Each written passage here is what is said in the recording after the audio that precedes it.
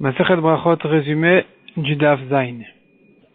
La Gemara ramène premièrement un premier enseignement de Rabbi Yochanan qui ramène un passage qu'on voit que Akadosh Baruch Hu lui-même il prie. Akadosh Baruch Hu lui-même il prie. Quelle est cette fila? Il souhaite que sa pitié surmonte sa colère et qu'il se comporte vis-à-vis de ses enfants avec faveur. La Gemara raconte là-dessus une histoire où le Kohen Gadol avait béni Hachem que sa colère surmonte sa pitié, et il a vu que Akadosh Baruch Hu avait accepté, avait été d'accord, avait accepté sa bracha. De là on voit, dit la Gemara, que même la bracha d'un homme simple, donc comme le Kohen Gadol vis-à-vis de Akadosh Baruch Hu, ne doit pas être légère à tes yeux. Ensuite, deuxième enseignement de Rabbi Yochanan, on apprend du pasuk qu'il ne faut pas apaiser la colère de quelqu'un quand il est encore en colère. Il faut attendre qu'il se calme et ensuite lui parler. On apprend ça d'un pasuk qu'Akadosh Baruch Hu a dit à Moshe, attends que ma face de colère s'en aille, et après je vais t'écouter, je vais t'entendre.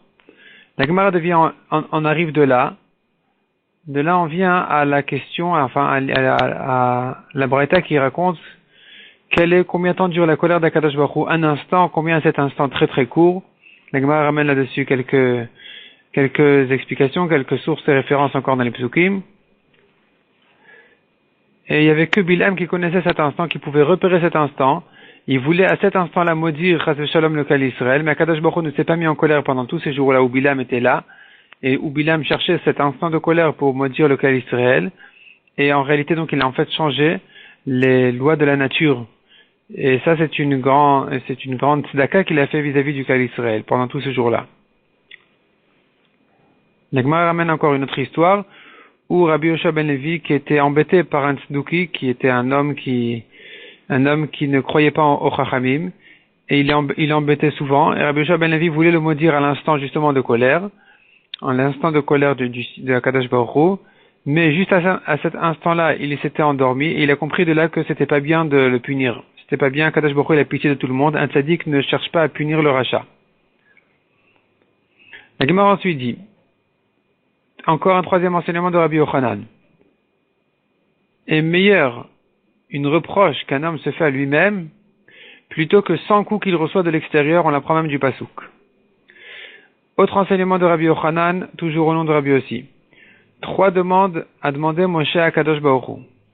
Premièrement, qu'Akadosh Baruch Hu réside sa shrina sur le Kal Israël. Qu'Akadosh Baruch Hu réside sur le Kal Israël, il a été exaucé. Deuxièmement, qu'Akadosh Baruch Hu ne réside pas sur les goïm, il a été exaucé. Troisièmement, qu'Akadosh Baruch Hu veuille bien lui expliquer son comportement, pourquoi est-ce qu'on trouve un tzaddik qui souffre, un tzaddik qui ne souffre pas, un rachat qui souffre, un rachat qui ne souffre pas, pourquoi tout ça? Là-dessus, la Gemara ramène une marloquette, est-ce qu'Akadosh Baruch Hu lui a répondu à ces questions, il a expliqué comment ça marche exactement, ou bien que non, Akadosh Baruch Hu lui a dit, je donne de la grâce à qui je donne la grâce, j'ai pitié de qui j'ai pitié, même s'il ne mérite pas, sans expliquer exactement pourquoi c'est comme ça. La Gemara ramène encore une marloquette à propos de l'histoire de Moshe qui, en voyant que Akadosh Baruch Hu s'était montré dans l'arbuste lors de la fin du temps où les Bnei Israël étaient en Égypte, et Moshe s'était caché son visage pour ne pas voir, il s'était caché sa face pour ne pas voir la shrina qu'il y avait là-bas.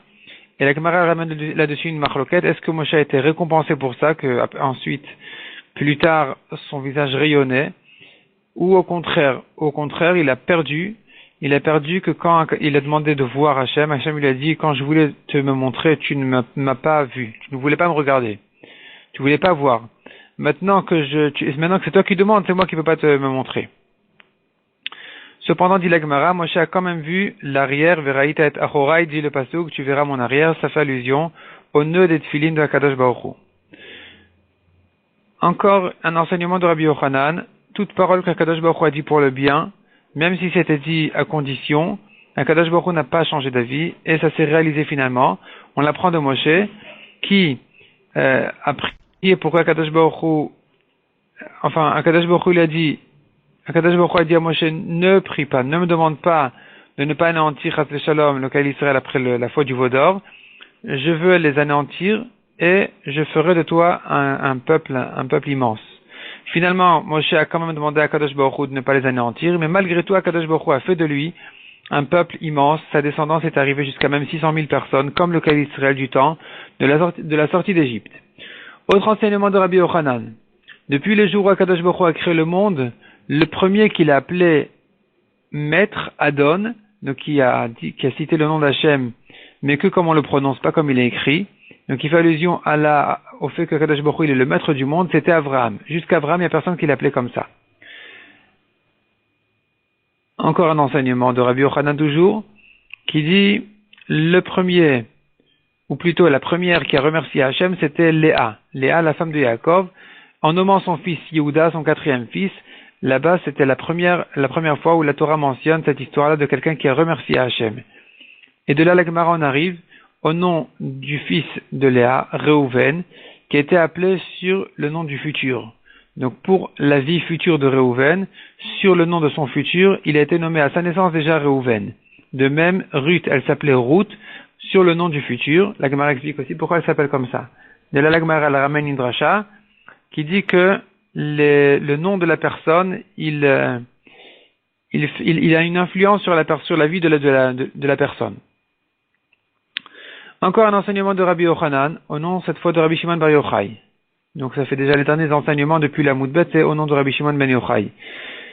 Rabbi Yochanan dit qu'il est difficile pour un homme, quand il a quelqu'un dans sa famille, dans sa maison, qui sort du bon chemin, qui tourne mal comme on dit, c'est même plus difficile que la guerre de Gog ou Magog. On apprend des psukim, on voit que lorsque David souffrait de son fils Avshalom, ça lui était bien plus difficile que quand il raconte l'histoire de Gog ou Magog, où il a dit, mais qu'est-ce que c'est que cette guerre-là, qu'est-ce qu'ils veulent tous ces goïms, ils disent rien du tout, ils parlent du vide. Et la Gemara demande, mais pourquoi est-ce que le pasuk là-bas, il y a un pasuk de Mizmor le David? Pourquoi est-ce que David chante lorsqu'il se sauve d'Avshalom? Il aurait dû pleurer, pas chanter. Et la Gemara explique que, une fois qu'il a vu que ce n'était que son fils et pas quelqu'un de pire que lui, pas quelqu'un de plus cruel que lui, alors il a eu un soulagement quand même, et c'est pour ça qu'il a fait ce Mizmor-là. Il a quand même vu le côté positif de l'histoire. Autre enseignement de Rabbi Yochanan, au nom de Rabbi Shimon Ben Yochai. Il est permis de provoquer, d'embêter les Réchaïm sur terre. On y ramène un pasouk. Et la Gemara demande, mais on a d'autres pasukim, on voit qu'il faut faire attention de ne pas provoquer les Réchaïm. Et là, la Gemara, elle ramène là-dessus quelques réponses, quelques solutions à cette contradiction. Quand est-ce qu'il est permis et pour qui il est permis d'embêter le rachat et quand est-ce qu'il faudrait faire attention de s'en abstenir. Autre enseignement de Rabbi Yochanan, celui qui se fixe un endroit pour cette fille-là, ses ennemis vont tomber devant lui, comme on l'apprend du Pasouk. Autre enseignement de Rabbi Yochanan, est plus grand le service de la Torah que son étude. C'est-à-dire qu'un élève qui sert son maître, il est plus grand, plus important que s'il n'avait que appris la Torah de son maître. On apprend de Elisha, qui a versé de l'eau sur les mains de Eliaou, son maître, et on trouve ça, on le cite en tant que plus grande qualité de Elisha, plus même que la Torah qu'il a prise de Eliaou. La Gemara ensuite termine avec une histoire où Rabbi Yitzhak a dit à Rav Nachman, mais pourquoi est-ce que mon maître n'est pas venu? Donc Rav Nachman n'est pas venu faire la tefila parmi nous. Au moins il aurait dû rassembler 10 personnes, ou au moins essayer de faire cette tefila en même temps que le Chazan, parce qu'à ce moment-là c'est un et ratzon. C'est un moment où les tefilotes sont mieux reçues, sont plus reçues en même temps que le tibour. Donc c'est pour ça qu'un homme qui ne peut pas faire la tefila avec le tibour, il doit faire au moins son maximum pour faire cette tefila en même temps que le tibour, même s'il ne se trouve pas dans le Beit HaKnesset et qu'il est chez lui à la maison. La Gemara ramène là-dessus quelques psukim. On voit la force de la tefila qui est faite par un public, par tout un tibour.